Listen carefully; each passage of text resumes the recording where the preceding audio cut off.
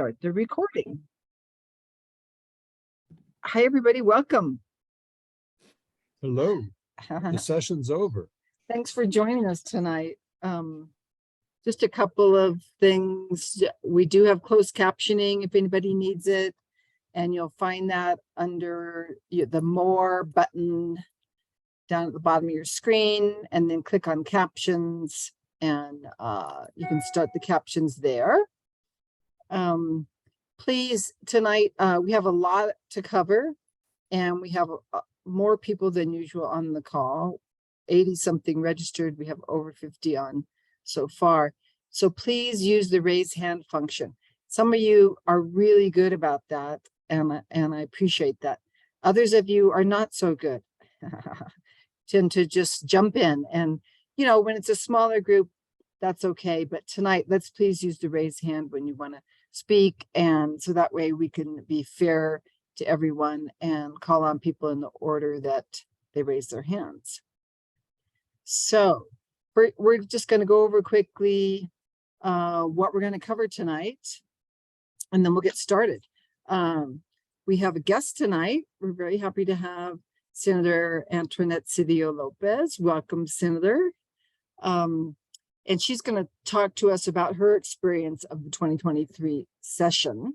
So that should be interesting. And we're going to start with her in just a moment. We're also going to look at the 2023 session overall, the wins and the losses. We're not going to get into deep details on any single bill because, we could get bogged down with that. We just don't really have time. But we're going to take a broad look at the wins and losses and our advocacy process and the legislative process itself. And we're going to discuss bills more by issue area, not necessarily. I mean, we may talk about a single bill or two. That's okay, but we obviously can't cover that many bills. So we're going to talk about how things did: housing, environment / climate change, gun violence prevention, healthcare, modernizing the legislature. Maybe other things will come up, maybe something on tax reform. But in all of those contexts, the purpose will be not really analyzing those bills, but like what happened generally, and what about our process and what about the legislative process contributed either to success or lack of success. What can we do to do better next time? And we're going to be calling on a few individuals who have deeper knowledge on those topics than we do, and ask them to talk for a couple minutes. Then we're going to ask you, and of course, raise your hand if you have a comment or a question at any point, but we're going to ask you for your comments on your experience of the session, your own advocacy, what worked, what didn't work, and your experience of the legislative process, what you thought worked and didn't work. But we're going to ask that you please keep your comments brief, because we do have almost 60 people on the call tonight. So 1 to 2 minutes at the most, and so that we can hear from as many people as possible. And then if we have time, I want to thank a number of people who did research, who observed hearings and helped out in other ways. If we run out of time, I'm going to put all of that in the next alert and on the website. And so I'll just say right now, thank you to everyone, to all of you who participated in any way. Okay, so we should get started. If I disappear every once in a while, it's because of this cold and I have to go off and cough or sneeze or something or blow my nose. It's total pain in the rear or in the nose, the head. Anyway, so our assessment of the session, we sent it out this afternoon. I don't know how many people saw it already. The blog. The blog, yeah. But it was, it was definitely a mixed bag. We had some great bills. I mean, if you just looked at what we got done, you'd have to go, okay, I'll take that. Let's go on for another session and we'll get more. But there were some real startling losses too. And I mean, I'm not exactly getting used to it, but it isn't surprising me anymore when we run into a brick wall trying to pass climate bills. And but some other bills like failed that we really felt like were pretty close. And we also had some disappointing I don't want to call them performances, but disappointing votes by Democrats, especially some in Albuquerque, who are usually reliable Democrats. And we had three Democrats vote together with Republicans to table 3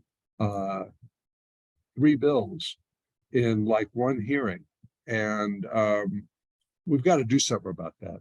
But anyway, I wanted to start by just asking the senator, first of all, welcome and thank you for your service and for being here. How can we better counter Chamber of Commerce and industry misinformation that just erupts before, they've obviously got the attention of the legislators before the session begins, and then during hearings, and it just doesn't seem like the tools we've been using, the 1-minute comment during public comment or emails to legislators, is sufficient to counter that misinformation. So I was going to ask you how we can counter that more effectively. But if you want to, if you have some words to say before you start answering questions, please go ahead and do that, Antoinette. Well, what I really would like to say before I answer questions is thank you. Thank you to every single one of you who made a call, who stood up and testified, who raised their hand during the committees. Those things matter. They really do matter. And for the bills, like I had 3 bills that everybody told me were heavy lifts that passed. And so that was really, really great. Then people told me that the alcohol tax that I was working on was actually a success, which I saw it as a dismal failure. But people were saying, well, usually something like that takes years. And this was the first year you worked on it. And so that surprised me because it was a 1 cent a drink tax. That's not going to affect behavior at all. And it's not going to raise funds for significant change in our state. So I was shocked that people said to me, wow, congratulations on that. Because I was seeking a 25 cents. We started, to be honest, we started with 25 cents, thinking that we could go down to 15, even 10 would have been. But you saw what happened with that. It went down to 2 cents, then 5 cents, then less than a penny. So it was unbelievable. But we did get a conversation going, and we did get commitments from leadership that we're going to talk about it. And the thing that was interesting, and this kind of relates to your question, is people found it confusing and the debate confusing. And the reason is because what we were saying and what industry was saying were different. And then that actually relates, another answer to your question is the Green Amendment, which I saw, this was the worst performance we've had since we've been doing it. And that is we got half the hearing in Rules Committee and no vote. And people were probably wondering, why did you pull the bill after that? Because the fiscal impact report had so many falsehoods on it that we couldn't go forward with that. There is an argument that was in this memo written by the law firm Holland and Hart that was just a false argument that passing the Green Amendment would undermine environmental legislation that had been passed before. And I only saw that falsehood in that Holland and Hart memo until it showed up in the FIR again. It showed up in the FIR, not a cut and paste. They weren't the exact words, but the FIR was actually repeating an industry lie. And so that was very, very frustrating. It took to the Attorney General's credit. They changed their analysis, but the people who do the FIR, the legislative finance people, still had some misinformation on it. And so we had to meet again with them, and I'm going to have to meet again with them over the summer because we can't go into to a session. I have to tell you that the fiscal impact reports are really, really important. And standing up and saying the FIR is wrong is just not going to go anywhere when you have a part-time legislature, many of whom don't have law degrees and none of whom have staff. So they're not in a position, every time you have the proponent of the bill and then the FIR saying something different, that's gonna cause problems with the bill. And so we couldn't go forward, and I didn't want to lose a simple vote. So we're going to have to address the falsehoods in the fiscal impact statements. And I have commitments from David Abbey to meet and to identify, because his point was, well, we cannot advocate for the amendment.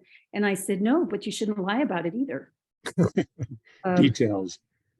And he was like, well, you have to show me what's a lie. And I said, well, citing a law review article and saying that it stands for the opposite of what it says, in my view, is misinformation.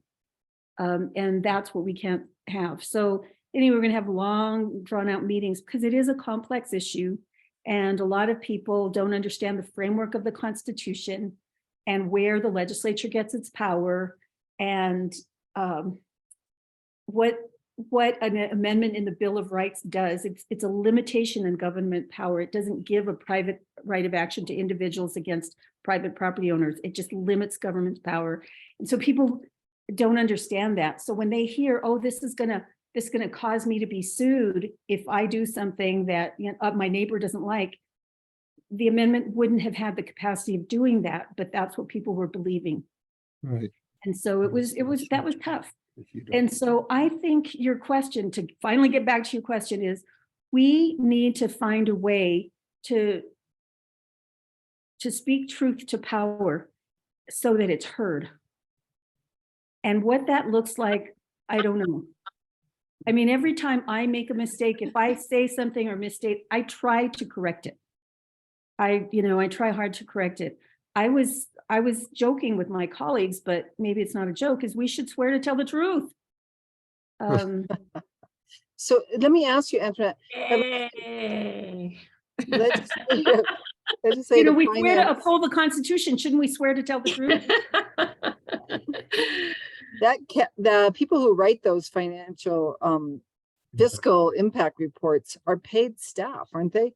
And if they are, I mean, maybe they, need to get some more qualified staff, because it seems to me that this comes up every year. There's always at least some FIRs that we know of that have falsities. It happened to the public bank last year.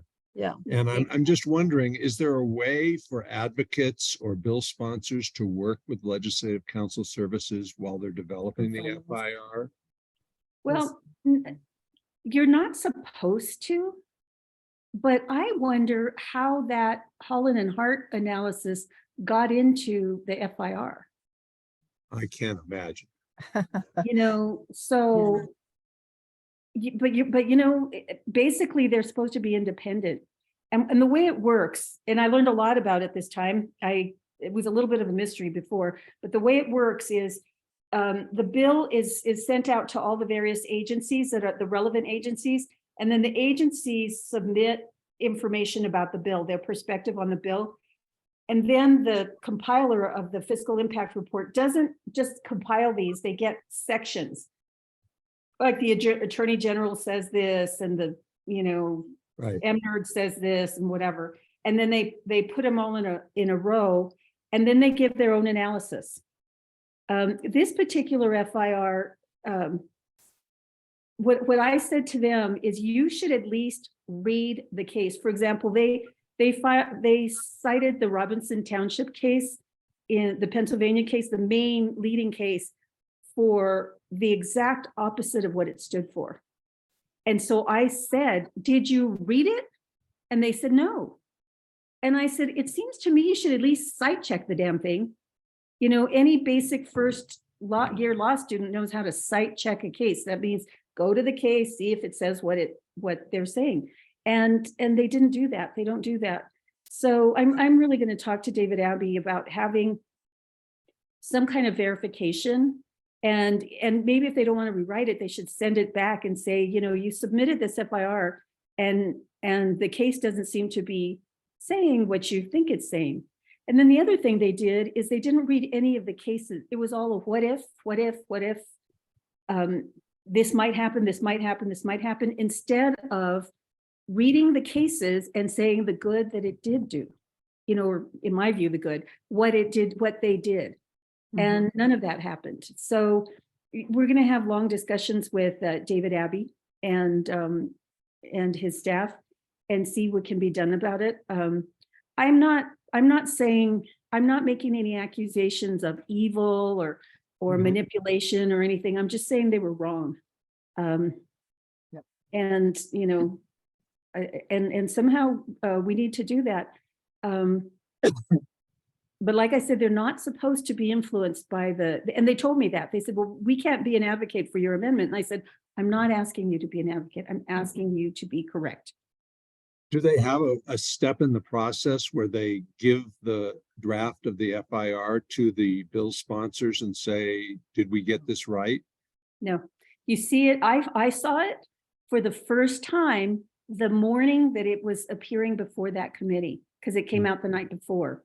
And I guess I slept or something. I didn't see it the night before, but that morning of the committee. So that made it very difficult going into the committee with that thing.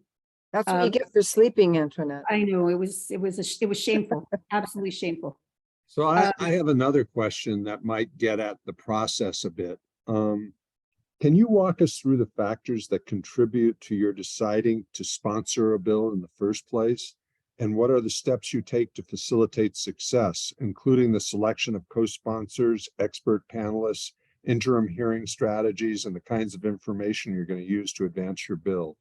Do you routinely meet with staff from the governor's office to vet your bills and attempt to secure support from the governor or Democratic Party leadership? Wow. It depends on the bill. It really, I'll tell you a story of a bill that made it. And that'll give you a sense for how crazy this whole thing is. So, as you know, I worked for Enlace Comunitario, and I am very passionate about immigrant rights. And as you know, our system in the United States is completely and totally broken, and Congress has done nothing to fix it. And it has been broken for 30 years. So anytime that as a state legislator, I can do something about that, I jump at it. So I was presented with the bill, the Special Immigrant Juvenile Status Bill, which in New Mexico, our age of majority is 18. But under the federal law, an immigrant who is abused, neglected, or abandoned can achieve or can get a special immigrant juvenile status up to the age of 21. So what this required was, I thought, a simple thing, you would think it's a simple thing, of changing the age of majority for this purpose alone to the age of 21. So I worked with the New Mexico Immigrant Law Center, and they are brilliant. Those women are absolutely brilliant. And with I would say they were the primary ones, but there are other that, like the ACLU, there were lots of other organizations. I don't remember if you guys sponsored it or not, I can't even remember, but the workers on it was primarily the New Mexico Immigrant Law Center. Very carefully drafted to not attempt to preempt federal law, because you can't. Immigration law occupies a field. But here there's kind of an invitation to the states. And there were 17 states that either have the age of majority be 21, or they changed their age of majority for this purpose only. And so I was very excited about that bill, filed it, it sailed through SPAC, everybody's excited. It was a great bill. And then it sat in judiciary. Senate Judiciary. Sat in judiciary, Senate Judiciary. And so I asked when you're going to hear my bill. And I was told by the staff, not by the chair, which he had told me other bills weren't going to, one thing that he's been better with me about is telling me when a bill's not going to go and why. But he said, yeah, well, we'll look into it. And then I talked to his staff, and his staff said, well, he thinks there's some legal issues with this bill. And I said, what legal issues? And then the staff said, we don't know. He hasn't said. So went to the House. The House Speaker of the House cares about immigrants. And he gave me an emergency bill, and Andrea Romero, it's HB 15. And when they get a low number, that's a signal that if you're like, in the up to 50, that means that this is a priority bill for leadership and for everybody. That's like a signal. And so he gave me a low number, and then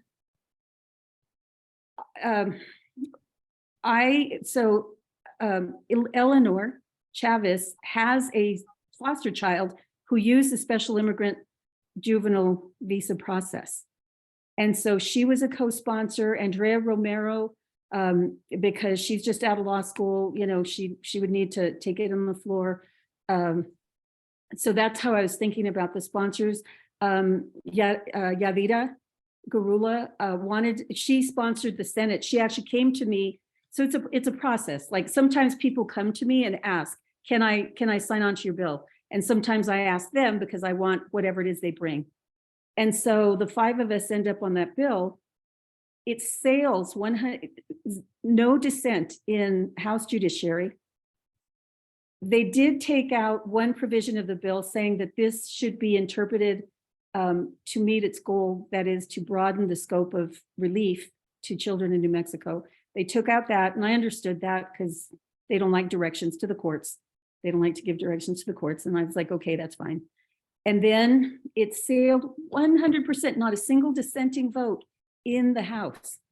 So armed with that, I'm thinking, good, now let's avoid judiciary. Let's have Schpack, who's already passed this bill, take the bill. So that was the plan, avoid judiciary and get it on the floor, where I felt like I had the vote. Brilliant plan, except they have these leadership meetings, and Peter mentioned it, and judiciary, the chair of judiciary said, that bill has a lot of problems. It needs to come through judiciary. So he ends up with two bills of mine that are the identical bill in judiciary. And so it was trying to get it out of judiciary. He had ended the time that he would, so there's a point in time where Senate bills are no longer heard in judiciary because they just don't have time to go through. So thank God for that bill, because it's a House bill. So my bill, the Senate bill is dead, but the House bill is alive. And so then, I don't know, by hook or crook, each of the sponsors went to tell him that this was their priority bill, because the other thing you get to do as a legislature is tell the chairs which are your priority bills. Eleanor and Yadira both went to tell them that it was their priority bill. I told him it was my priority bill, but I did have another priority bill, but that's another story. You know, you're supposed to like identify, but I said, well, this is another priority bill. And then somehow it got scheduled, and twice it was rolled over. Once because it was last on the agenda. The next time it was 7th on the agenda, they went up to 6th. And the sponsors and other people who cared about that bill, all the advocates sat through those hearings the entire time. And then finally, it got heard on March 17th. And it got passed the last day of the session. And it just gives you an idea of what these bills go through. It's kind of a wild ride, and you're right, it does depend on the bill. So that's what I did with that bill. And yes, we met with the governor, but during the session, and the governor said that she would look at it, that it sounded like a good bill, didn't make a commitment, but I'm pretty confident that she'll see this as a good bill. So that's an example of what I did. It is important to check in with the governor or their staff, because if you know they're going to veto it, that makes the bill less of a priority to you, because why go through all that and then get it vetoed? Right. And then what else did you ask? You asked choosing. You just try to find out what people bring. With the Green Amendment, I'm trying to get a majority of the legislators to sign it, just because I want that kind of support. With the eliminating life without parole for juveniles, you have to beg people. I had to beg people to sign it, because last year nobody wanted to sign it because it was an election year and people didn't want to look soft on crime. But this year I had an easier time because it's not an election year. Okay. I was wondering about that. Yeah. And what about SB 13? Which was SB 13? That's reproductive health provider protections. Oh, yeah. Duh. That was actually, the governor was very engaged.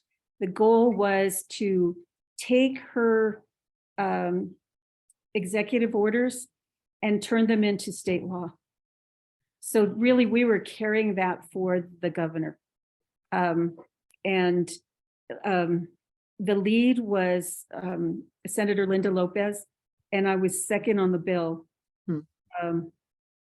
Linda has argued abortion bills up and down. She has experience. She's been doing it for years.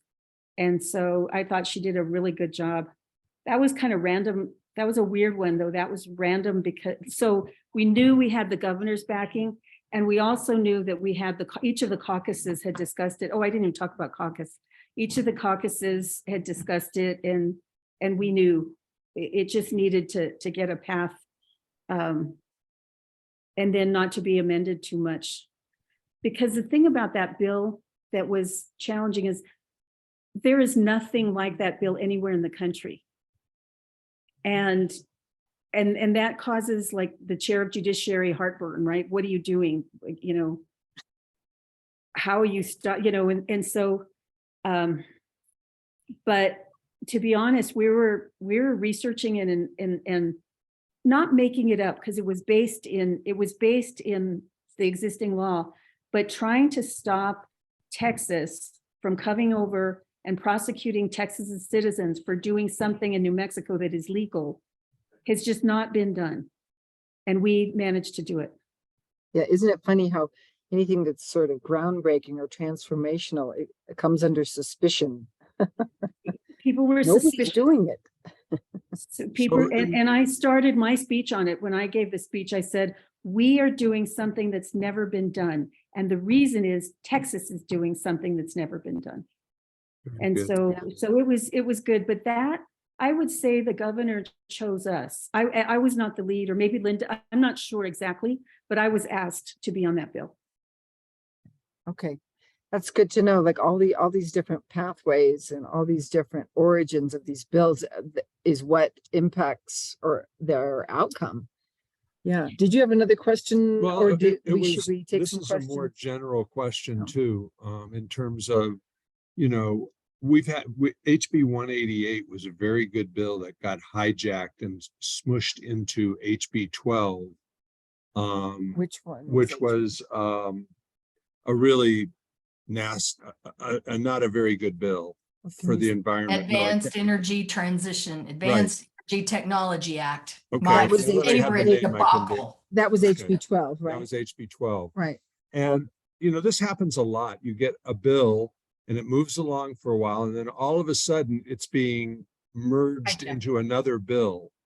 And in some cases that makes a lot of sense because it adds some stuff to the bill that is consistent with the bill and makes it more passable.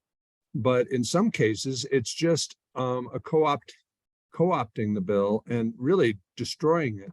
How much? I mean, do the bill sponsors have the absolute power to just say, no, we're not going to do this? Or does the caucus tell you, no, we really need to do this and stuff?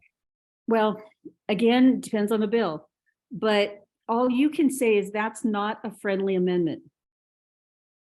Okay. And or the sponsor can say, yeah, that's a friendly amendment. But this didn't even happen in committee. Okay, was that an omnibus? So the other thing, and I was not involved in that bill, so I don't want to even figure out, because I was not involved at all. It's more the general question. So the general question is, for example, I was trying to raise the liquor tax. We have the highest death rate of alcohol related deaths by far in New Mexico, right? Right. So just trying to raise the alcohol tax. So our strategy was, Joanne Ferrari has been working on this. I didn't know this, but she'd been working on it since her first term in the legislature. And then she gave up for a while because it was such a brick wall. But we decided to take my bill and her bill were identical bills. And she took it up in the House and I took it up in the Senate. And then they get parked in the tax committee, because then the tax committee looks at all of the various bills that are filed for an omnibus bill. So that happens. And that happens, I don't know, I guess it's hard to say because they just voted in open session, but how they changed it, I don't know. They did not consult the sponsors about changing it. All of a sudden, the cost of living increase was gone. All of a sudden, the amounts were different from what we proposed. It just changed as they go through it, and it's hard. The meetings, even like the conference meetings, everything, the votes were taken in public, but things changed. And so that's really hard to figure out. I don't know. Because certainly it wasn't with my blessing at all. Although when it was at 5 cents, I was grateful. I felt like, okay, because we had an expert that said that there would be a mild effect on consumption with 5 cents, a moderate effect on consumption with 10 cents, and a significant effect on consumption with 25 cents.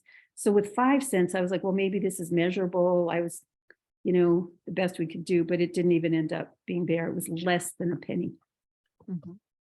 What it Let's, ended up. there's a couple questions in the chat, but I would say somebody's asking if the committee chair, can the committee chair table a bill without a vote? I'm not sure they can. Everybody has to No. vote on whether it's tabled, right?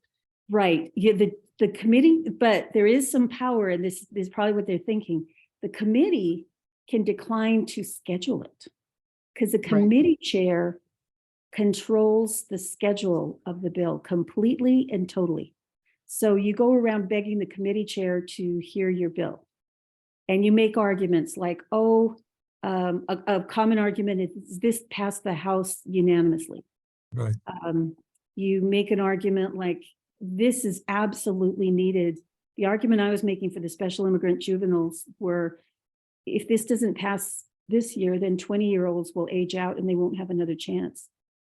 If it's not on the special session, then, or the call next year, then 19-year-olds will age out and they won't have a chance. And so that's the kind of arguments you make with the chair about why it's so important. Now you have chairs like Ortiz y Pino, who just calls the bills in order of their number. That's why your number is so important, and that's why pre-filing is so important, because he calls them in order of the number. That's him. I'm not aware of any other chair that does it that way. Other chairs just pick and choose. And Jerry is very committed to giving every single bill that gets filed in this committee a hearing. Jerry commits to that. And I appreciate that, because you're going to get a hearing. With other committees, you're begging. And so like with the tax bill, I kept asking him, and he says, well, because that bill was it had a low number and whatever. And he finally gave it a hearing, but he just said he had so many other things to do. And, and some chairs also try to take the bills related to one topic and have them all in one day.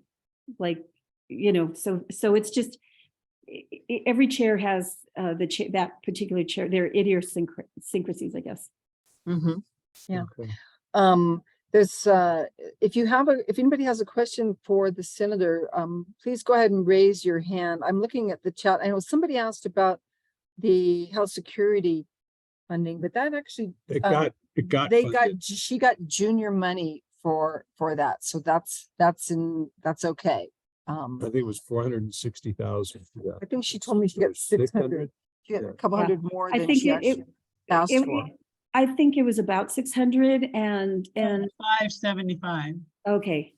I couldn't remember exactly. And that was good. That was good. But the junior money is just one-time money. So it has to make it into the budget next year. And the way it makes it into the budget next year is it gets on the hearing, it gets a hearing in the interim and then during the session. And people have to vote for it. Mm-hmm. And somebody else was asking how, I'll get to you in a second, Marty, how the tax committees get to make such dramatic changes in the tax bills. Well, It's only taken 10 years. it's been 30 years since there's been a tax on alcohol. 30, think about that. But anyway, so the way it works is you get your hearing and there's public discussion, and then the House sends over their tax bill, and then the Senate amends their tax bill. So if you saw, it had like, I think it was 2 cents a drink, 1 point something and 2 cents a drink that the House sent over. And then the Senate sent back 5 cents a drink. And so I was so proud of my colleagues, and, you know, I was like, and there was a vote there was a vote on the amendments to the tax bill. Well, then the House either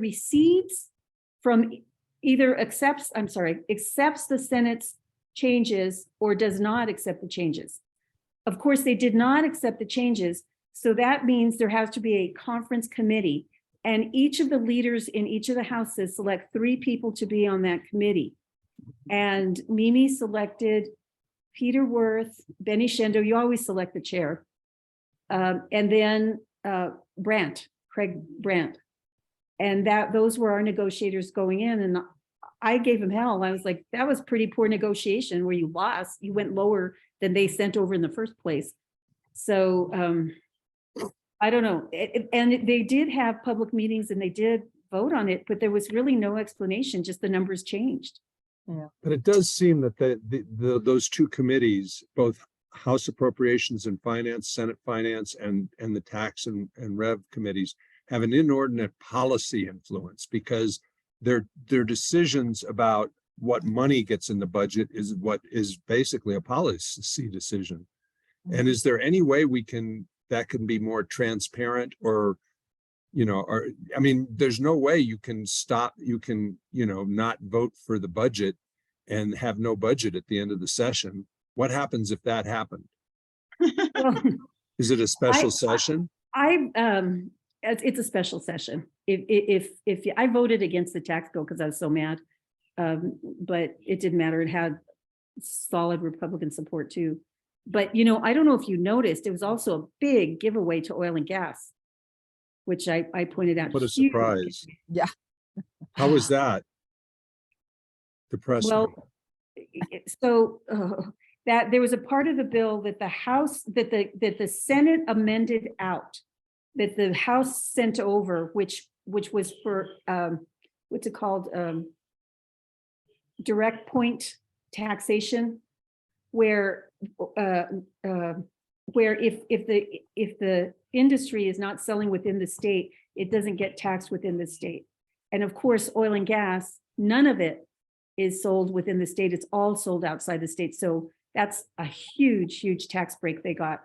That was not in the Senate. The Senate the Senate amendment got rid of that when it went into committee. And then when it came out of committee, it was there.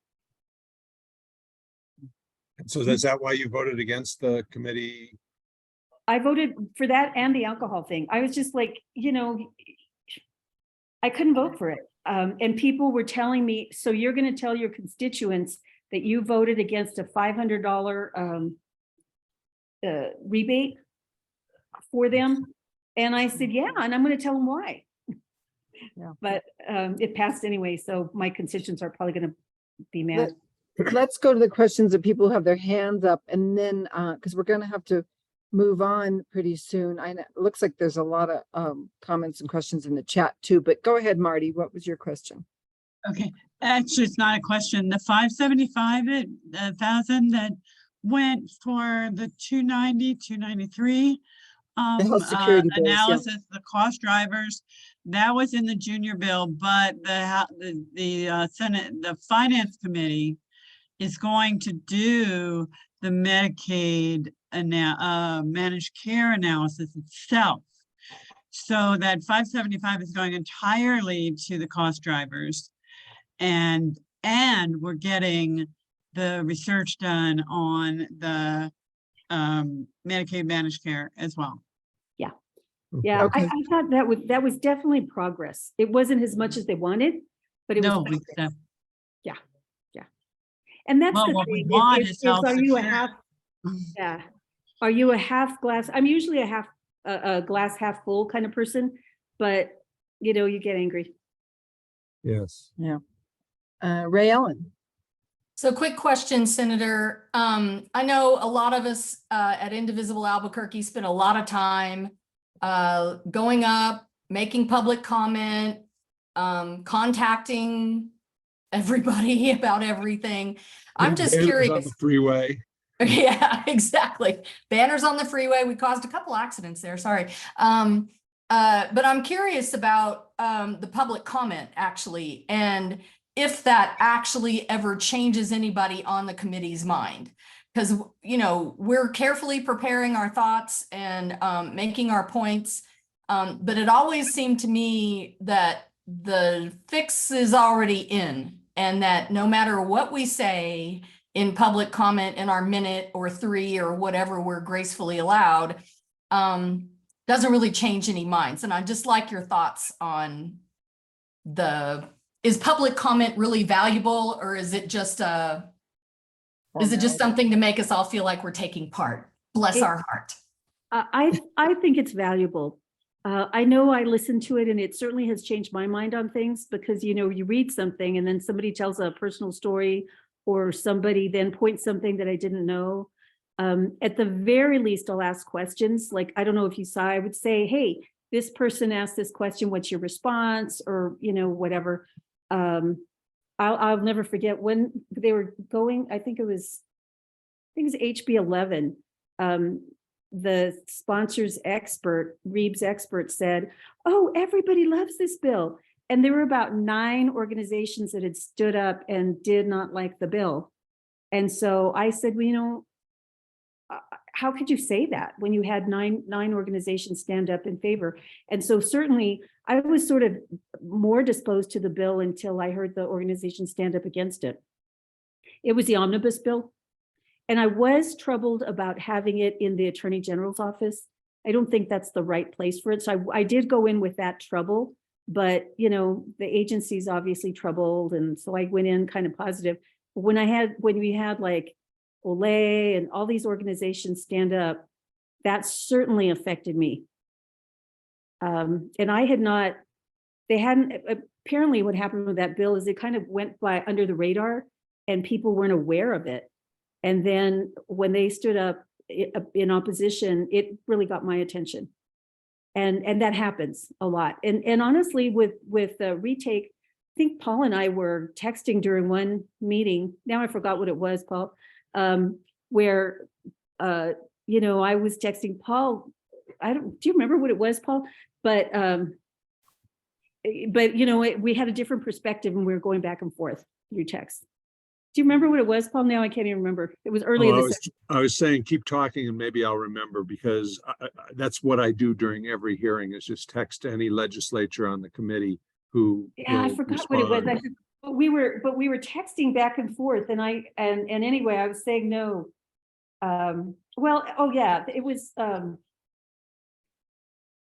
It was a bill having to do with solar counting. Was it that one? Counting solar credits, how you count solar credits. And it wasn't that one. Anyway, whatever it was, when Retake says something, I pay attention and I respond, if I disagree or whatever, or prove, let me know where I missed the boat there. And there are organizations, obviously I listen to because, I know where they're coming from. And then there are lobbyists where they get up and I'm like immediately suspicious. Like if honestly, if I ever have an alcohol industry support a bill, I'm just going to look really, really hard. Like what is wrong with this bill? After my experience with them. We have a couple people in the chat wondering about those dummy bills. And first of all, why do they allow them? And then what's the strategy around those dummy bills? I mean, do people wait to slip something in thinking nobody's going to notice? Well, to be honest with you, I'm very grateful for that dummy bill because that's what I used to get it to get, if it wasn't for HB 15, my bill, SB 239, would have died. So it's you know, and it was funny because somebody was saying, oh, you're trying to move Eva. And I was like, I said, yes, I am trying to move Eva. And it didn't work. Because I couldn't get it around judiciary. That was my goal. It's like avoid judiciary at any cost. And I wasn't able to do that. I still had to go to judiciary. But dummy bills are for things that come up later. That's the idea, some kind of issue, because we meet in such a short time frame, it's a real artificial deadline. And so sometimes an issue comes up. And then I think they probably are designed for if a bill gets stuck in a committee and there's another path, which is what I perceived, that I had another path. You know, I think that if you can talk, so only the chairs have dummy bills. So I don't have a dummy bill. You have to convince a chair. And in that case, I was able to convince the speaker, but I knew he supported immigrants. I knew the speaker did, and I knew the speaker was not going to be happy with what was happening to that bill. So it wasn't a hard, I just, you know, can we do this? And it was fine. So that's those dummy bills. They're called emergency bills. Right. And any legislator can get one, but you have to get it from a chair. And I Okay. think they each have 3 or 4. I don't remember how many each of them have. Okay. Somebody's asking, Rich is asking about the housing bills, why all the housing bills bombed or got tabled, you know. Do you have any thoughts on that? It happened in a committee you were sitting in, I believe. Rent control, housing, and just Yes. several I- bills. I don't know. I found, and I spoke hard against them, I thought, because especially with these out-of-state companies that come in and invest in New Mexico, and then they don't really care about the tenants and they just try to squeeze as much money as they can out of it. Because honestly, like Brenda's bill, Senator McKenna's bill addressed everything that Ortiz y Pino complained about with the first bill, because he Right. didn't want a patchwork. He said, we can't have Rio Rancho not having rent control and Albuquerque having rent control, because then all of the housing will move there. And so, okay, I still voted for the bill because I still believed in the policy of trying to protect tenants, but I could see that argument. Senator McKenna's bill was statewide to address that argument. And then that was a problem. Well, you know, it's not addressing the specifics of each individual community. So it was like, what? It just seems there was an antipathy to rent control. I mean, that just seemed really clear that nobody liked the idea of rent control. We were getting a lot from realtors and a lot from owners and a lot of personal stories. Like, I have my mother's house and I rent it out, and therefore, and you know, whatever. So we were getting a lot, but we were also getting from the tenants, stories from the tenants. And I'm actually representing a tenant right now, pro bono, that is just an out-of-state company. It was horrible. This out-of-state company, her apartment flooded. They took a long time to fix it. She finally decided to move because they were never going to fix it, to, you know, so that she feels safe in there. And then they're charging her for the flooding, you know, for her deposit. So, you know, just so much exploitation. And so I just think we need to do something. And so I really felt, and then mobile homes, even worse, because how do you move the thing? You're kind of stuck. So I voted for all of those bills, and somehow none of them were good enough. You know, I think maybe what they should do is really talk to the people who voted against those bills and find out what, you know, get to the heart of the problem and address it, or educate them. Right. I don't know. The student housing is in my district, and so I'm very concerned about the students and student housing, and then just statewide. These housing to me is one of these basic important rights. So I went through my text messages with you, Antoinette, and we had like 20 of them during the Green Amendment. Oh, okay. Might have been Green Amendment, yeah. So can we take a question from Alyssa? Go ahead. Hi, Alyssa. Hi, thank you.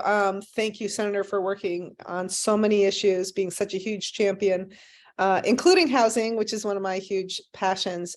It was really frustrating, just to shed a little light on it. One of the things I heard behind the scenes is that the apartment associations who had actually agreed to the rent control, which I prefer to call rent stabilization, last year, and it actually passed the House last year, were angry because Albuquerque passed the bill that that took away their ability to took away their ability to discriminate against Section 8 vouchers. And it was kind of retaliation, and they were upset about it, and they were just not going to support anything, even if they had supported it last year. So I think that's one huge factor. Another is I did hear from one of the representatives who, Rena, who was sympathetic, that she wasn't hearing much from tenants. So it's great when Senator Cedillo Lopez can bring forward her own personal experience representing, but we absolutely need to organize tenants more. We had hundreds show up in the Oregon legislature, and there were very few. And Rena said, I'm getting almost no emails on this issue. So I really do hope the retake folks, I know there's only a certain number of bills that you can handle, and you're trying to be very disciplined, but I think housing is abysmal in this state. The tenant protection laws are among the weakest in the entire country.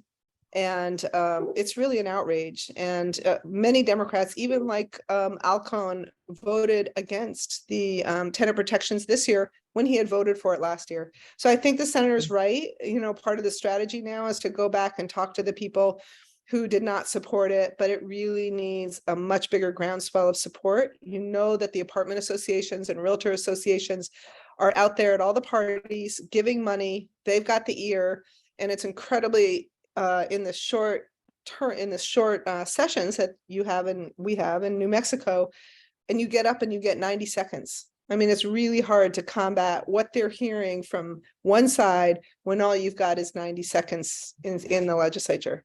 But I want to really thank the senator for her work on that. Representative Romero, Brenda McKenna, Kathleen Cates, there were several people who were really champions on this, and I hope we all continue to really support them. Yeah, and you know, it's interesting because the apartment association last year, or no, I guess 2 years, these years blend, supported my bill to give relief to a victim of sexual assault or a victim of domestic violence. In other words, take the person off the lease, the perpetrator off the lease, or allow them to break the lease with no penalty, that kind of thing. And they supported it. And then I agreed not to bring it until Rubio's bill got through, because they were in a way competing. I asked Rubio, would you incorporate that in your bill? And she thought that it would lose votes. And I said, well, I have the apartment association who agreed to mine. And she said, no, I just don't want to make it more complicated. So I said, fine, I'll wait on my bill until yours passes. And then hers didn't pass. So but the apartment association was really nice. And they said, yeah, we need to work on this issue because when we have domestic violence or sexual assault, we want to help, but we didn't, you know, breaking contracts or whatever, it'd be great to have authorization. And so they were great. It was 2 years ago because it was a special session. It's 2 years ago. And then this happened. It was a disaster. So I want to ask, several people have brought this up in the chat as well. And I know we're spending more time with the senator, but I think this is a good use of our time. And so we are going for 90 minutes tonight.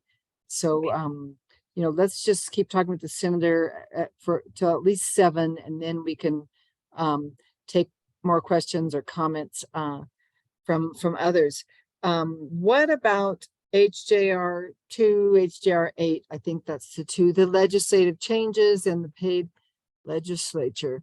What happened to that? And then somebody asked, they said they had heard they actually put money in the budget for paid staff. I know that doesn't require a constitutional, that doesn't have to go to a vote. So 2-part question, you know, what happened with those? What is it going to take to get them passed? And then is there money for paid staff? There is money for paid staff, although it's not going to be one staff member per senator. And when, we're not going to each have our staff, they're going to buttress the staff that's in-house.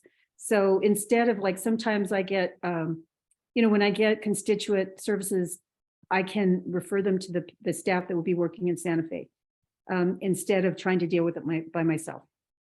So that'll be great. And I don't know when they're going to start. And I don't know yet how they're going to be assigned and how that's going to work. So there is an increase in money for staff. And part of it is for raises, because a lot, I was complaining about the FIRs. A lot of them are very recent law students, very recent graduates. So they tend not to be career positions. So that might help. I don't know. I really support the idea of a paid legislature. Not for me, because I do get a paycheck from the state. I'm retired and I feel like a paid legislator, really, because I'm retired. But I hope that the person comes after me. I hope that my position's not limited to retired people, rich people, or resourceful people. I don't know what resource, but that's the joke. Is I want it to be open to somebody who could actually make a living doing this. So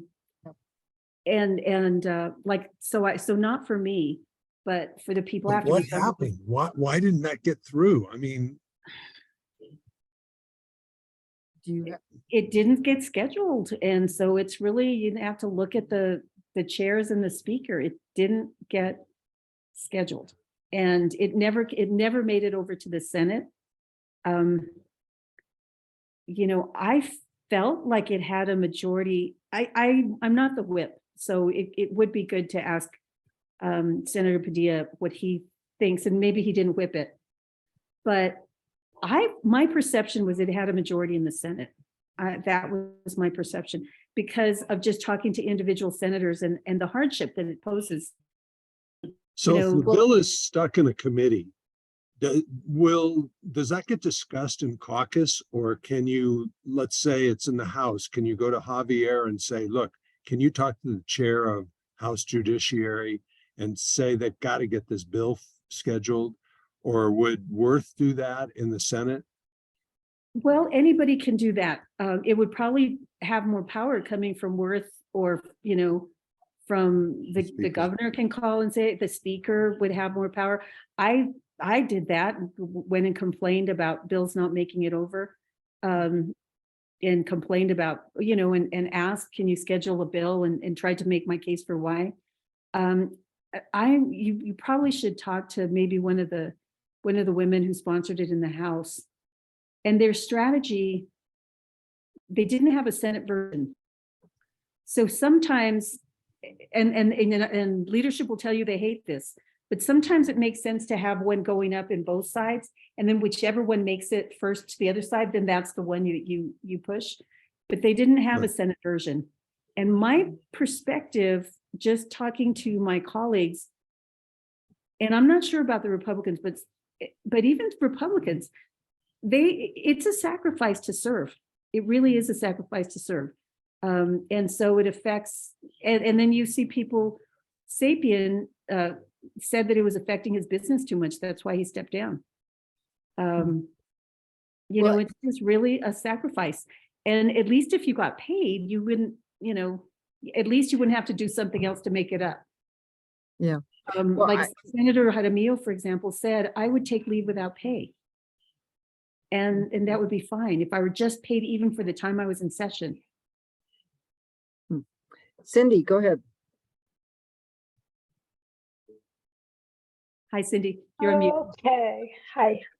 So as far as I know, and there was an interim meeting, committee meeting in the summertime.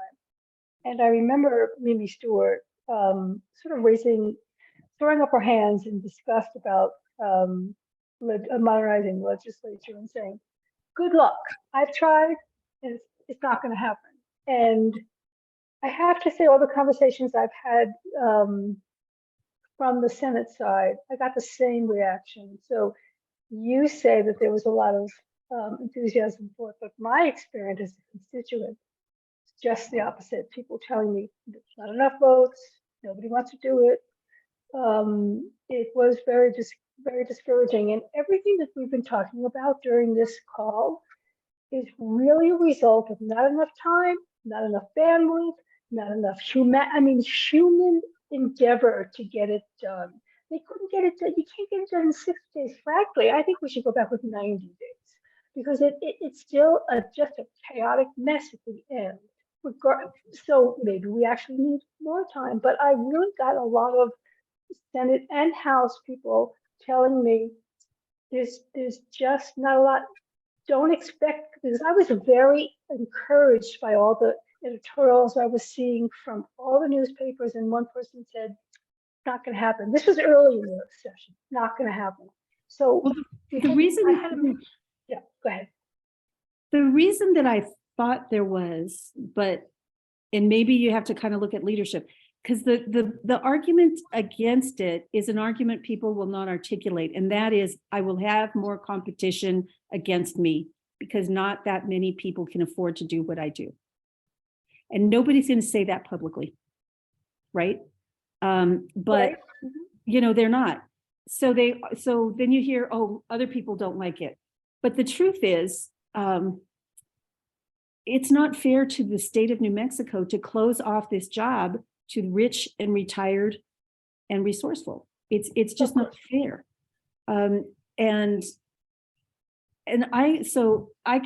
thinking, and I didn't whip it, but I had private conversations with so many of my colleagues about the sacrifice they make in order to do this, which is what made me think this, and including Republicans who talked about, their practices that went to hell while they were gone, or I felt like, God, I have it probably the best because I'm retired and I literally get a check from the state. So it's like, I am getting paid. But you're not, you're not getting paid for your work. That's ancillary. These are Right. Exactly. But I don't feel exploited. You know what I mean? I don't feel the same kind of,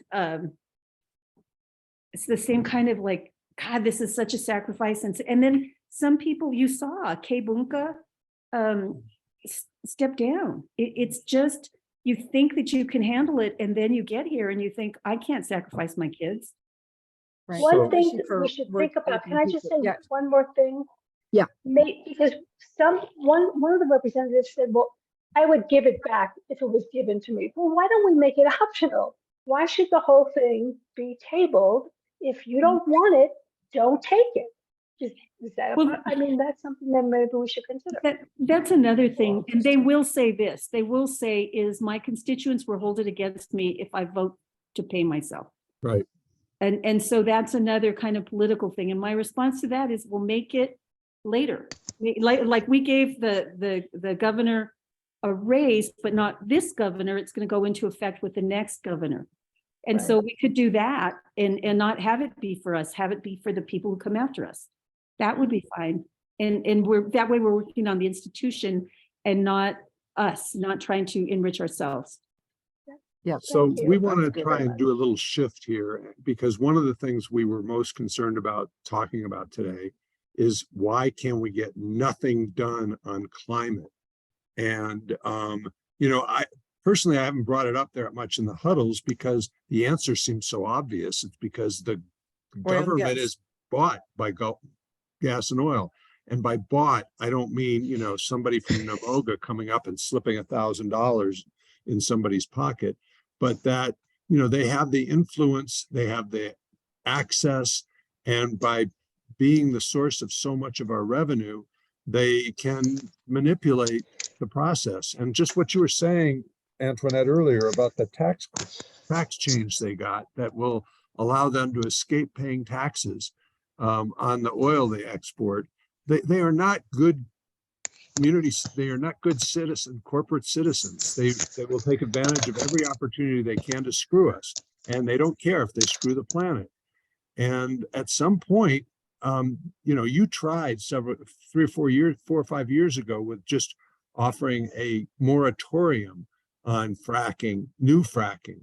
And you would have thought you were, Karl Marx or, I don't know, something somebody as good as that. outrageous. Um, Yeah. But you were sort of ostracized for a bit, and yet it was a very plausible thing to do. Let's stop and see how much this is going to cost us when we're done. That was like halting or pause. moratorium on the leases, right? The Oil and pause gas. on fracking. Yeah, the pause on Yeah, fracking permit. right. No, you would have thought well, it was turned into a moratorium on all fracking forever. When that wasn't what the bill was. It just required a study and put a pause on fracking permits so that we could see what the impact was, the environmental impact, the health impact. I mean, I listed all the agencies and yeah, it seemed very reasonable to me. So is there a path to actually at some point finding a way to curbing our drilling? And I think we're going to have to elect different people. There is much more support for you may recall I was ostracized, but the 6 freshmen weren't here in the Senate, and they just made me feel at home. And so many of them signed the Green Amendment. Some of them signed the pause on fracking. They're just much more concerned about the environment than the people they replaced in general. I mean, they've replaced Sapien, John Arthur Smith, Papin, Clemente Sanchez. Clemente, that was a big, big success. So I really think that it's getting people in who care about the environment.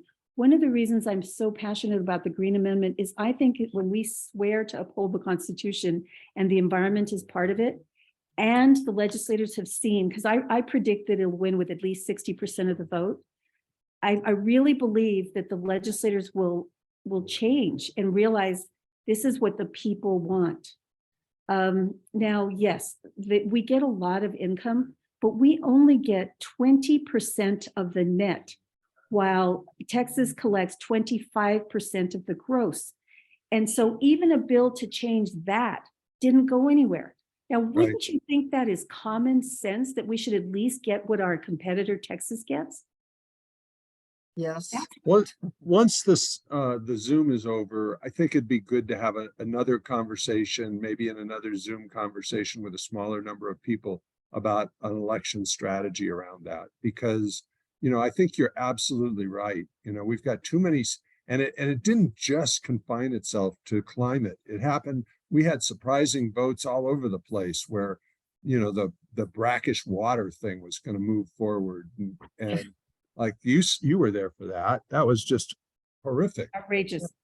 That's when we were texting. That's brackish water. We were texting back and forth on that too. Okay. Oh, okay. Okay. Yeah. Well, and what I've said to Paul is it's not about, we need to get progressives in there. Everybody think, like super liberal, radical Democrats. No, we just want to get those Democrats out who are voting with the Republicans to pass bad bills or to vote against good bills. At least question them. Because what's new, and I think it's great, is like, and I got questioned, and this is really sad. I really believed strongly in getting rid of ICE from the state of New Mexico. And I was passionate about that. Well, the governor called me up that day, and it was about the juvenile bill. So I went up there. Come down, they'd had the vote and it had lost. And I had an excused absence. And it was like, how could that happen? What was great is I had people text me right away. What happened? Where were you? Whatever. And you have to have accountability like that. You have to have, and so question people's votes. And I said, I am so sorry. It was on the calendar and I knew that, but I didn't think it was going to come so fast. And it's hard when, the governor is calling you about a bill, you just go up, it was awful. But I always go up when she calls me. Yeah. I mean, you just, it was just horrific, but I was very happy that people texted me and called me and said, where were you? What happened? And I was like, I wish you would have told me that it was going to be voted on like 5 minutes before, so I could say, Governor, gotta go. But right. Well, I know that some years ago now, I don't remember what year we did it, but we did a legislative report card, a really extensive legislative report card. We had it online, but we also printed a publication. And we tracked, it was a lot of work, and we had some help. I know Michael Spurberg McQueen, who's on this call, helped, where we tracked those votes and we listed them. We listed all those dinos and all their bad votes.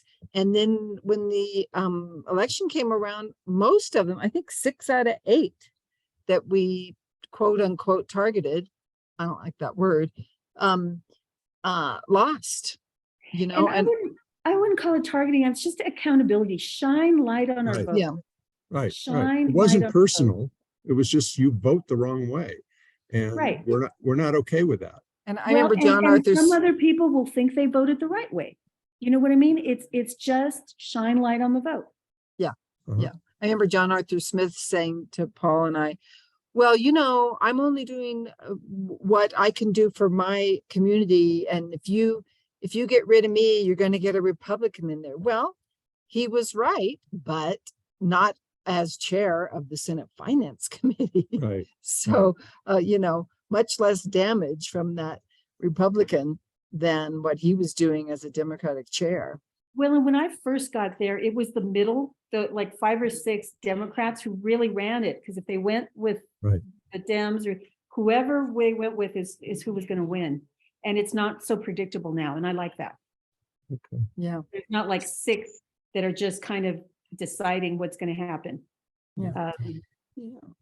So Senator, I hope you can stay with us, but we told people that we were gonna let them speak about how they experienced the session, or if they have questions about the advocacy approach that we used, or the legislative process, or comments on what was frustrating for them, or what they feel really good about. So I want to leave, we have about 15 more minutes left, so I want to leave some time for those kind of comments. And if nobody has anything to say, then we'll ask them to ask you more questions. And I'm sorry, I can't really track the chat. There's a whole lot of questions that were in there. So if you have something you want to say or ask that you put in the chat that wasn't answered, please just raise your hand and we'll call on you. Okay. And Thank you. It's great. I'll put myself on mute. And Okay, thank you, thank you. everyone. I you can't tell you how much I appreciate all of your advocacy. It's so important. Thank you, Thank you, Senator. Senator. That was very informative, very helpful. I thought I saw a hand up, but it is down. Sharon, Yes. go ahead. Thank you. So Senator Cedillo Lopez, thank you so much. You were going to track a bad vote. Senator Tallman didn't understand the vote. Did that ever go anywhere? He came back into the room and he voted wrong. Anyway, one point. The other point is the Dems that vote the wrong way. Oh my God. I went up to the Albuquerque lady, Marion, after she voted bad the You're first talking time. about Marion Matthews? Yes, the Yes, first time. okay. I went up to her very nicely, politely. And then she voted wrong again. So we need to circle her district and find the stores or the people who will run against her position. Also, Patty Lumstrom. And who were the other bad voters? Tell me. Meredith Yeah. Dixon. Oh, yeah, Dino. Uh-huh. Well, and a part of the problem is finding a good, solid candidate that can run and beat them. So that's part of it. It's not just, you know, supporting a candidate, but it's finding a good candidate to begin with. And I think it's risky, you know, hanging it on one vote. You know, Democrats, any legislature can make a bad vote. I think you want to look at the Overall. panorama of their votes, the Absolutely. full span. Yeah. Yes. In this last session, one of the most reliable senators I know, Liz Stefanik's, made a terrible vote. On the brackish water. And I've been trying to get a hold of her so we could talk about it, because you know, she's a friend and like a solid vote always. And it was a terrible vote. And Matthew McQueen has also done the same thing, had a bad vote. but I certainly wouldn't want either of them primaried. Right. Ray Ellen, you have your hand up. So I guess what was a frustrating thing for us, and we had a pretty big team tracking bills and Wait, say you who know- us is, Rail, in case. oh, people don't know. sorry, Indivisible Albuquerque. Yeah. We had a big team. A lot of them are on this call. A lot of them were doing bill analysis with you guys at Retake. You know, your alerts are fabulous. Sometimes things happen. Thank you, Roxanne. Sometimes things happen in the crazy hours, and you've got to mobilize people like by 8 o'clock in the morning for the hearings to start at 8:30. I don't know a way to improve that, or, you know, I was sending text messages out at 6:30 in the morning as soon as I saw something come across to get our folks mobilized. I don't know how to fix that, but that is just a frustrating thing, which was why I was asking the question about how valuable is the public comment? How many legislators are actually looking at texts and emails and calls that we make, you know, at, 5 minutes before they walk into a hearing? I'd love Antoinette's perspective on that, and anybody else's really. I feel like we tried really, really hard to make a difference. And on a lot of the bills, that we've talked about, we weren't able to move the needle even as a collective. So Yeah. that was Well, frustrating. We killed an awful lot of bad bills, and we got a lot of good bills through. So, don't focus exclusively on what we didn't get done, Right. but But, we've got to deal with climate. and I just want to say quickly in response to Ray Ellen, because I want to hear from these other people too, that we've been thinking more and more about just focusing on doing research and education on all the issues in advance of the session, not just educating advocates and everyday people, but the legislators too. Just spend time in the months before the session researching the issues and getting really good, solid information out there, so that when they're learning about these bills and learning about these issues, they're not just relying on lobbyists from industry or, from Chamber of Commerce. So, and not waiting till the very last minute and just telling people, here, make a public comment and, here's your talking points. We feel like the longer term solution maybe is better research and more education. So And relationship building, more relationship building Yeah. with individual So legislators. we're really thinking that through. So Bob Lilly? Bob, I really want to thank you guys for all the work that you do. It's really incredible. And my question is, who's the chair of the Senate Judiciary Committee? George Munoz.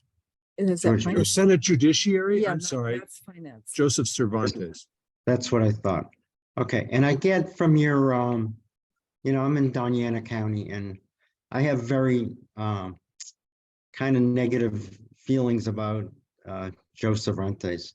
And I don't know if you say that he's doing a good thing, being nitpicky, or he's killing these bills. I don't really know what the answer. I really don't like him, and I don't like Nathan Small either. So I think we need to maybe replace those people, but I'd like to hear your reaction to that.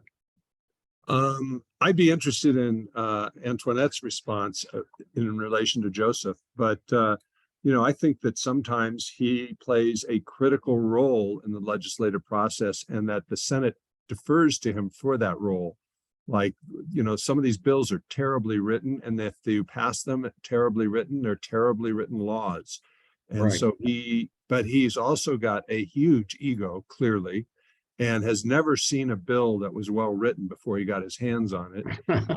And so it takes a lot of time, and everything that has any kind of legal element to it needs to go through Senate Judiciary, and it's a logjam. I don't know how many bills died on that Senate queue, but it's over 100, I'm sure, this year. Well, he told you he would work with you on what, a climate bill or something? He like said he would work with us to write this was after the SB 520 debacle, where he just dismantled and shredded Mimi Stewart. I felt The sorry for Clean her. Future Clean Act. Future Act, which was he dismissed as a bumper sticker and had no teeth in it, no way of actually what's the term, enforcement. There was no enforcement element in it, so it was just vacuous. And he said it might as well be a memorial, and so he has offered to work with me, but I'm not putting a lot of stock into that. Senator, do you have anything to add to that? Maybe she stepped away. Oh, no. There she is. Okay, well, I think I- it's, so he's a I- nitpicker, but he's doing a good job nitpicking, is what you're saying, right? Maybe, but I think sometimes he uses it to kill bills he doesn't want. Right, Senator? okay. Okay, well, before I go, I just gotta say that living in New Mexico, it's really frustrating. And, until we have a full-time paid legislature, this BS is never gonna end. It really isn't. And, I hope they wake up someday before I die. Or move. We hope so too. Keep Okay, breathing, thank you. Bob. Keep breathing. I will say that the bill the special immigrant juvenile bill, they did not touch it in judiciary. It passed without an amendment. And it's going to be a great bill. And it was worked on very carefully by immigrant law practitioners. I think he's a very, very smart man. And I don't want to participate in any strategizing at all about my colleagues. I think that would be inappropriate. Totally understand that. I think that all of us have different political backgrounds and different things. I believe that there are other people in the Senate and in the House who have just as much legal knowledge and experience and just a different way of writing bills. There's no one way. Mhm. And that's all I'll say about that. But I don't think it's appropriate for me to engage in any kind of strategizing that you might do about any of us. Totally agree with that. Thank you. Thank you. Cindy, since you've already spoken, I'm going to call on Jay and then Rich, and then we'll come back to you. So Jay, go ahead. Sure. Thank you. So, we talk about like what's going on with climate, how come nothing's happening? And, I'm sure most of you here, because you all pay attention, the IPCC report came out, and that's based on 2-year-old data, just to remind everybody, 2-year-old data. So it's already out of date, and it produces, the report basically says something in a different way that I usually say it, like every day that goes by, there are fewer paths to survival of life on Earth. And they're basically saying that the path is getting extraordinarily narrow, and that's based on 2 years of data. So to wait for another 2 years for another session is an absurdity. And honestly, it's like Congress isn't going to act. And from my perspective, what we need to see from Congress is Congress needs to say to the states, like, well, okay, so you guys, we're going to put a nationwide moratorium on extraction of oil and gas, which of course is not going to happen. We need to do that. And then we need to say, good. And New Mexico, here's $8 billion a year for the next 5 years to figure out how to actually live without oil and gas money. Those kinds of things are the only way I see this problem being solved. But, we have an old man named Joe Biden who should never have been president, never should have been president. And unfortunately, he is. And we're not going to get what we need out of him. We're not going to get what we need out of Congress. So unless our state acts, we're not going to see any action, in my perspective, on climate until it's too late. And the too late's probably, next couple of years. I mean, if everybody saw there's like coming attractions from the IPCC, they're basically saying by 2035, right? 2035, we need to stop burning coal. The developed world needs to stop coal, needs to stop oil and gas. 2035. So that's really soon in terms of like building the infrastructure to move forward. And New Mexico is doing nothing. We have the best wind and the best wind this far west, and some of the best solar in the United States and in the world. And we're not doing anything in New Mexico to make that available to the rest of the country, this is like a massively missed opportunity for income. It's also a massively missed opportunity to help the rest of the country to kind of get us help everybody else and show them the way forward to get us out of this crisis. And I'll stop there, but it's a crime what's going on here. Yeah, we agree with you, Jay. I know. that we should have a whole Zoom huddle on just climate change and what can we do, you know? Rich. Rich, go ahead, and then we'll go Yeah, to one of Cindy. the biggest factors that I see in all this mess, whether it's national or in New Mexico, is the big money in politics. It's the damn money that, whether it's oil and gas or other big industries or the banking industry or whoever it is, spending money, and then eventually most legislatures, there are a few exceptions, but most legislators rely on that money and are afraid that they can't compete if they don't get that money. But I don't know how we get rid of that with Citizens United and the inability to amend the Constitution, or really with the Supreme Court that we're likely to have for quite some time. It's just, but that is a huge one, and it seems to overlie everything we've been talking about tonight. I think we need a horde of investigative reporters who make this so public that people get completely outraged. But, you know, people are comfortable. Yeah. Thanks, Rich. Cindy, and then Janet. Yeah, I'll try to make this quick. I just want to tell if Ray Ellen is still on the call. We had the same conversation, Indivisible SOS here in Santa Fe. We have to fix the way that we also track. We were tracking too many bills. We were going crazy trying to make sure that we covered everything, and it's a process that we don't understand sometimes. You know what's going to bubble up to the top. Sometimes it's a crapshoot trying to figure out where you should put your efforts. And the second thing I wanted to say was how our modernizing the police academy and training that bill got hijacked. And to the other question earlier, can't you do anything about it? No, the answer is no. It's sort of an amazing thing to watch someone take something from you when you can't get it back. But that's a very long story, but it does happen, and it's completely out of your control. It was sort of frightening to watch. Yeah, we're going to be meeting with Rachel and some other, Right. maybe you're going to be there, Cindy, on Yeah, Saturday well, morning to get that full story, because it's pretty amazing how that bill got hijacked, and it did pass, but it was not the bill It that they passed, but it's not the wanted same it bill. to be. Yeah. Okay. All right, we're almost out of Janet. time, so let's go to Janet. Thanks, Cindy. Can you hear me? Yep. Yes. Can you hear me? Yeah. Oh, okay.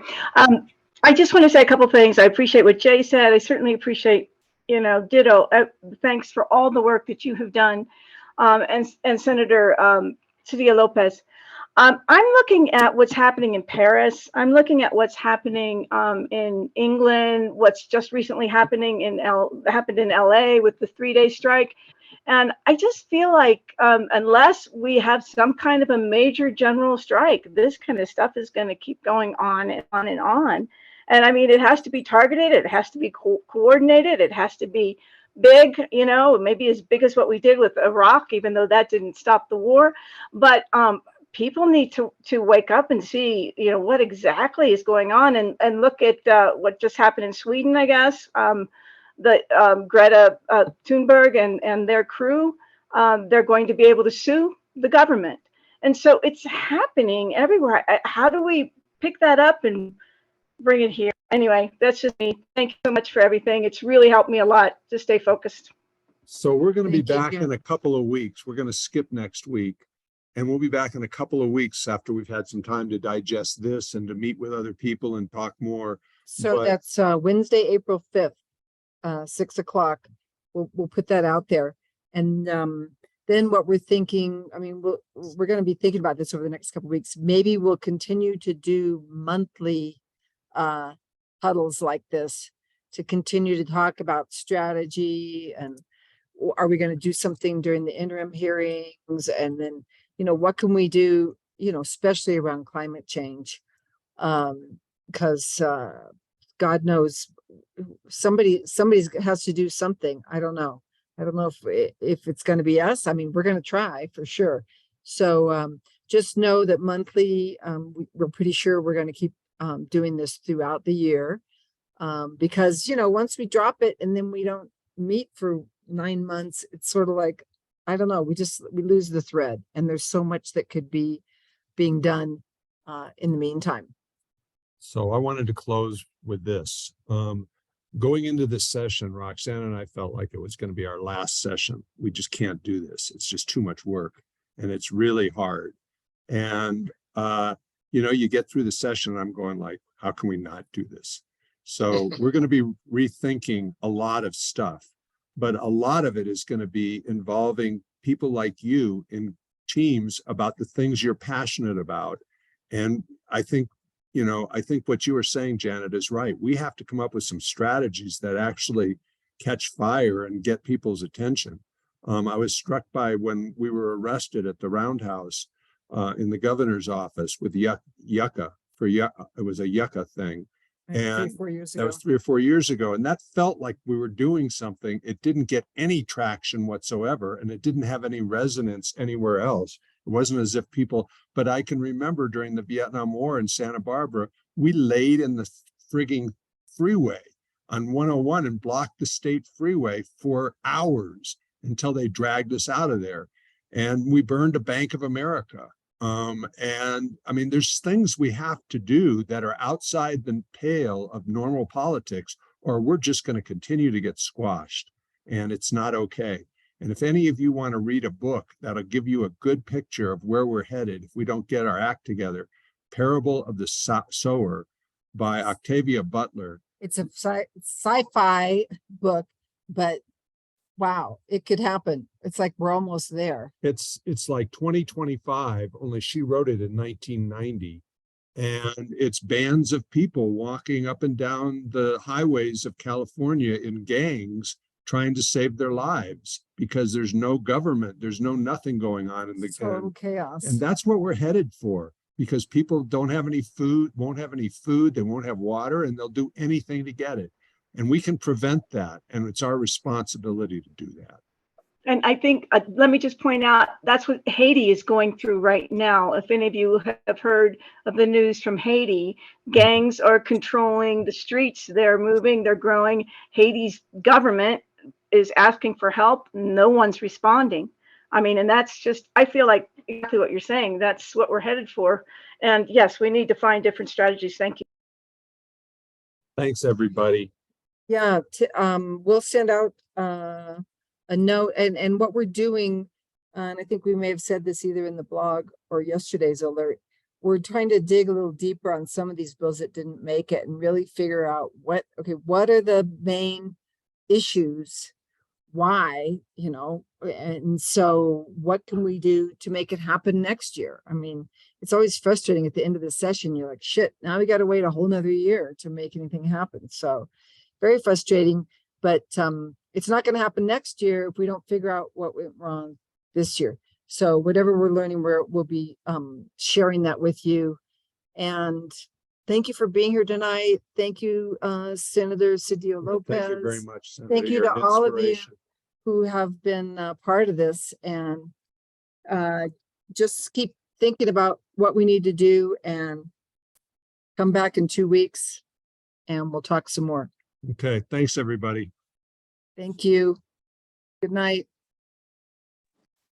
Thank you. Thanks, guys. Thanks a lot. That was a great meeting.